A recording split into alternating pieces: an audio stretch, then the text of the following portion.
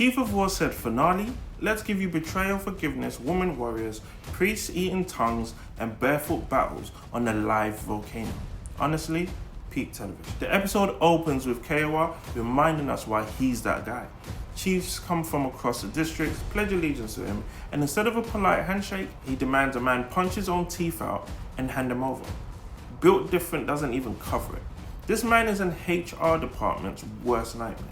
Meanwhile, Kayana gets his flowers, literally crowned Chief of War in a ceremonial spectacle.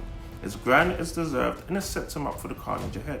Before the bloodshed though, he shares a heart-to-heart with Tony, one of the show's quiet but powerful friendships. And then, the love triangle comes to a head. Namike confesses that he slept with Kayana's wife, and instead of throwing hands, Kayana chooses forgiveness. He's bigger than me, because I would have been sliding straight into Jerry Springer. But it shows the depth of brotherhood, the scale of this war, and how personal sacrifices pale in comparison to the big fight. Elsewhere, Prince Kapule wakes from his injuries only to find his father Kahekili still fully unhinged, dangling his lover right before his eyes. He scrambles to negotiate and it's tense, tragic and messy. Then the war drums beat. It's go time.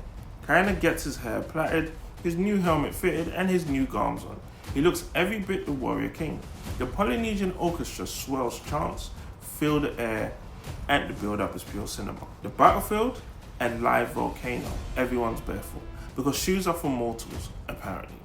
Both sides taunt each other with insults to gods and warriors, and at one point, everyone's laughing like it's a roast battle before the carnage begins. The tension is electric, and then boom, it kicks off. Guns, spears, woman warriors pulling off a female Rangers moment with slings.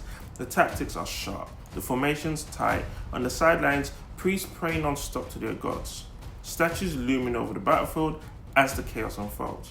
Jason Momoa shines, dodging spears, dissing enemies mid-fight, mowing through waves of warriors.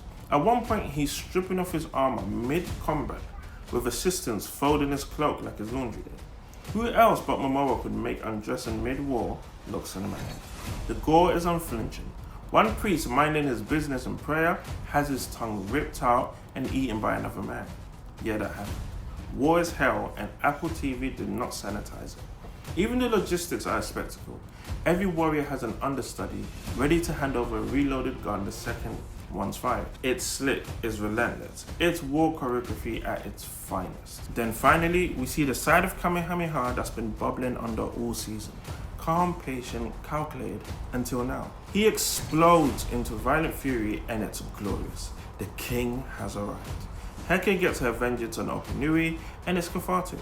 Nahi would have been proud.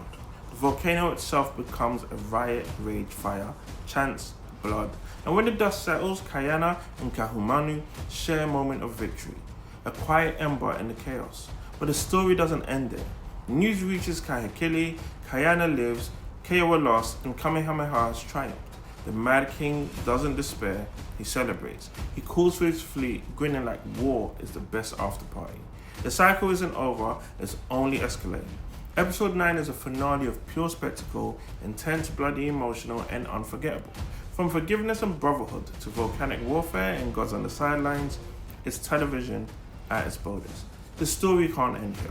We definitely need to see where it goes, and from the little research I've done, there's a lot more to come. Because we need to see more seasons. Lock in.